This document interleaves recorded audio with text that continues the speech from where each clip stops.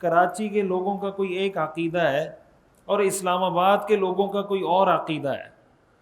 مثال کے طور پر آپ فرض کر لیں کہ یہاں کے لوگ مسلمان ہیں، فرض کریں وہاں کے لوگ کسی اور مذہب کو فالو کرتے ہیں، اور آپ یہ جدید جتنے وسائل ہیں رابطے کے، وہ ٹیلی فون ہو، وہ فیس بک ہو، وہ سوشل میڈیا ہو، وہ انٹرنیٹ ہو، وہ رابطے کے تمام جدید ذرائع آپ ختم کر دیں، تو ہمیں پتہ چلے گا کہ اسلام آباد والوں کا کیا مذہب ہے؟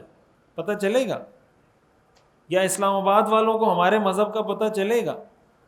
اگر چلے گا بھی تو بہت تھوڑا تھوڑا کر کے. کوئی کراچی سے اسلام آباد گیا تو وہ بتائے گا بھائی کراچی میں مسلمان رہتے ہیں، یا اسلام آباد سے کوئی کراچی آئے گا تو وہ بتائے گا بھائی اسلام آباد میں فلاں لوگ رہتے ہیں.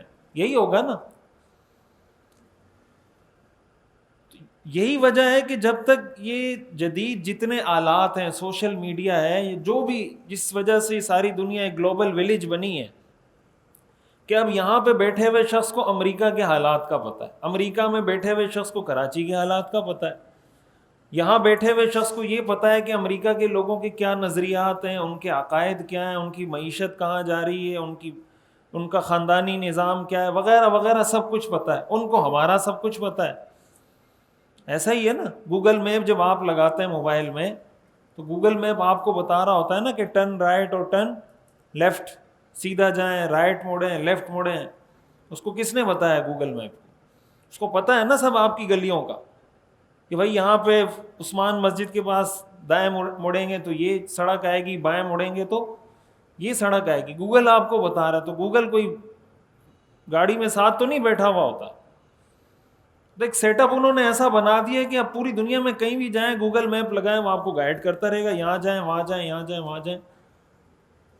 تو اس کو مذہب تو آپ چھوڑیں، عقیدہ، نظریہ، افکار، خاندانی نظام وہ تو چھوڑیں، اس کو آپ کو گلیوں، ان کو آپ کی گلی کے نمبر بھی پتہ ہے کہ یہ گلی نمبر کون سا ہے، بلاک کون سا ہے، اور سیکٹر کون سا، پتہ ہے گوگل کو. آپ یہاں بیٹھ کے امریکہ میں بیٹھے ہوئے کسی شخص سے بات کر سکتے ہیں، امریکہ میں بیٹھا ہوا شخص آپ سے بات کر سکتا ہے. پھر فیس بک، یوٹیوب، سوشل میڈیا آیا تو ہر ایک کو اپنے نظریات کے پرچار کی بھی اجازت مل گئی کہ آپ کے ذہن میں جو آئیڈیا ہے آپ ویڈیو بنائیں، یوٹیوب پہ ڈال دیں. آپ کو جو بات آتی ہے، جو آپ کی سوچ ہے، جو آپ کا عقیدہ ہے، اس کو بولیں، ویڈیو بنائیں اور سوشل میڈیا پہ ڈال دیں، لوگ سننا شروع کر دیں گے. تو پہلے یہ ہوتا تھا کہ مثال کے طور پر اگر کوئی دین کی دعوت کوئی مولوی صاحب دیتا تھا، کوئی تبلیغ والے جاتے تھے کسی کو دین کی دعوت دیتے تھے، تو آپ نے دیکھا ہوگا یہی ہوتا تھا کہ بھائی کوئی تبلیغی جماعت مثلا کسی کے پاس گئی گشت میں، تو لوگ آگے سے کہتے تھے ہاں بٹ ٹھیک ہے انشاءاللہ ہم آتے ہیں، آپ جائیں، ہم آ رہے ہیں مسجد میں، جو ایک ہوتا ہے طریقہ کار، آنا ہو یا نہ آنا ہو، لیکن تمیز سے بات سن لیتے تھے اور کہتے تھے بس ٹھیک ہے ہم آ رہے ہیں، آپ چلیں مسجد، ہم آ رہے ہیں. اب کیا ہو رہا ہے؟ اب کیا صورتحال ہے؟ یا دین کی کوئی بات سنتے تھے تو کہتے تھے یار مولوی صاحب نے یہ بات کی ہے، انشاءاللہ عمل کی کوشش کریں گے. اس پورے سسٹم نے، اس گلوبلائزیشن نے، اس سوشل میڈیا نے،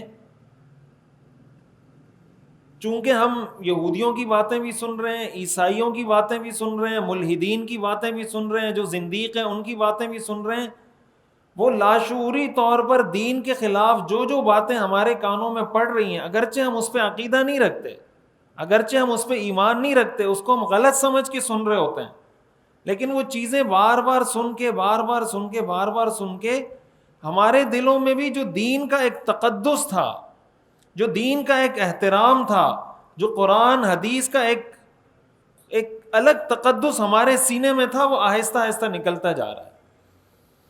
یعنی اللہ کی عظمت، قرآن کریم میں اللہ تعالیٰ نے ہر جگہ اپنی عظمت بیان کی ہے کہ اللہ کتنا بڑا ہے. هو اللہ الذی لا الہ الا هو عالم الغیب والشہادہ هو الرحمن الرحیم هو اللہ الذی لا الہ الا هو الملک القدوس السلام المؤمن المہیمن العزیز الجبار المتکبر. قرآن کریم میں جگہ جگہ اللہ اپنی عظمت بیان کرتا ہے.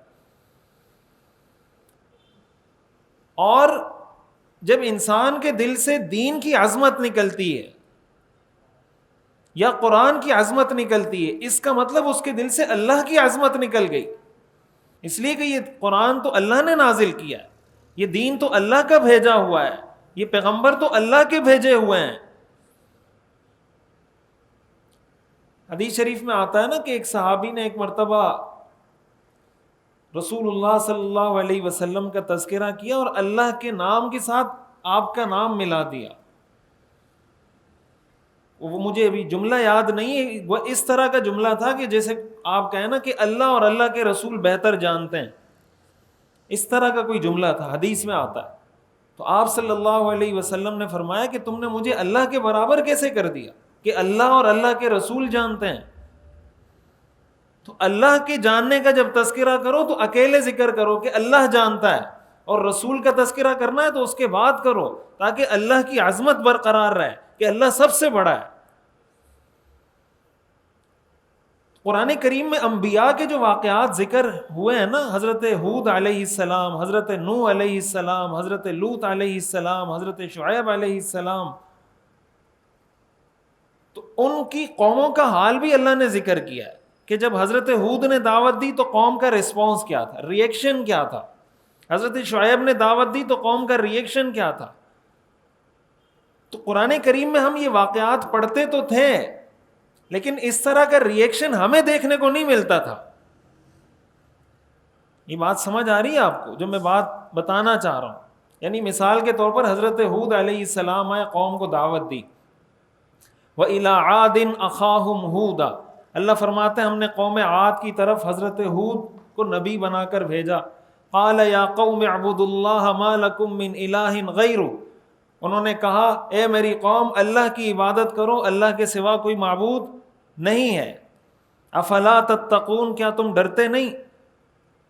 تو قرآن میں آتا ہے کہ ان کی قوم نے کیا جواب دیا، قال الملأ الذین کفروا من قومه انا لنراک فی سفاہۃ، ان کے سرداروں نے کہا حضرت ہود کو کہ ہم سمجھتے ہیں کہ آپ بہت زیادہ بے وقوف ہیں، انا لنراک فی سفاہۃ، ہم آپ کو بے وقوف سمجھتے ہیں، وَإِنَّا لَنَظُنُّكَ مِنَ الْكَاذِبِينَ، اور ہم آپ کو جھوٹا سمجھتے ہیں۔ ایک تو آپ جھوٹ بھی بول رہے ہیں، دوسرا آپ بے وقوف بھی ہیں۔ تو حضرت ہود نے آگے سے فرمایا قَالَ يَا قَوْمِ لَيْسَ بِي سَفَاهَةٌ، اے میری قوم میں بے وقوف نہیں ہوں، وَلَكِنِّي رَسُولٌ مِّن رَّبِّ الْعَالَمِينَ، لیکن میں اللہ کا رسول ہوں۔ اب یہ بات کی جا رہی ہے کس کو؟ حضرت ہود علیہ السلام کو۔ ان کی قوم کہہ رہی ہے کہ تم بے وقوف ہو، حضرت ہود ان کو بتا رہے ہیں کہ میں بے وقوف نہیں ہوں۔ آج ہمارے مسلمان دین کے بہت سارے احکام کا جب سنتے ہیں تو وہ کہتے ہیں یار یہ کیا مولوی صاحب بے وقوفی والی باتیں کر رہے ہیں، بے وقوفوں والی باتیں کر رہے ہیں، یہ کون سے دور کی باتیں کر رہے ہیں مولوی صاحب؟ کہتے نہیں کہتے؟ مسلمان کہتے ہیں نا بھائی یہ کیا بے وقوفوں والی باتیں کر رہے ہیں، دنیا کہاں پہنچ گئی؟ مولوی صاحب ابھی تک کہتا ہے شلوار ٹخنوں سے اوپر رکھو، بھی تو انڈیا بھی چاند پہ پہنچ گیا، انڈیا بھی چاند پہ پہنچ گیا، مولوی صاحب ابھی بھی کہتے ہیں شلوار ٹخنوں سے اوپر اور شلوار ٹخنوں سے نیچے۔ کہتے نہیں کہتے ہمارے مسلمان؟ وہ مسلمان ہے نا جو کہتے ہیں۔ تو اس کا یعنی ڈائریکٹ وے میں اگر آپ اس کو ایکسپلین کریں، کیا اس کا سوائے اس کے کوئی مطلب ہے کہ یہ مولوی صاحب بے وقوفوں والی باتیں کر رہے ہیں؟ دنیا چاند پہ پہنچ گئی، ان کو ابھی تک اس بات کی پڑی ہوئی ہے کہ بھائی عورت پردہ کرے گی، عورت حجاب کرے گی، کو ایجوکیشن سسٹم صحیح نہیں ہے، فلاں صحیح نہیں ہے۔ دنیا کہاں پہنچ گئی، مولوی صاحب ابھی تک اس سے فارغ ہیں۔ کہتے نہیں کہتے؟ تو آپ مجھے بتائیں کہ حضرت ہود علیہ السلام کی قوم نے کہا انا لنراک فی سفاہۃ، آپ بے وقوفوں والی باتیں کر رہے ہیں، اور ہمارے ہاں لوگ کہتے ہیں دنیا چاند پہ پہنچ گئی، مولوی صاحب یہ باتیں کر رہے ہیں۔ ان دونوں باتوں میں کوئی فرق ہے؟ تو آج دین کو ہمارے مسلمانوں کی جانب سے اس قسم کے ری ایکشن کا سامنا ہے جو کسی زمانے میں کسی بھی پیغمبر یا کسی بھی نبی کو اس کی کافر قوم کی طرف سے جس قسم کا ری ایکشن ملتا تھا۔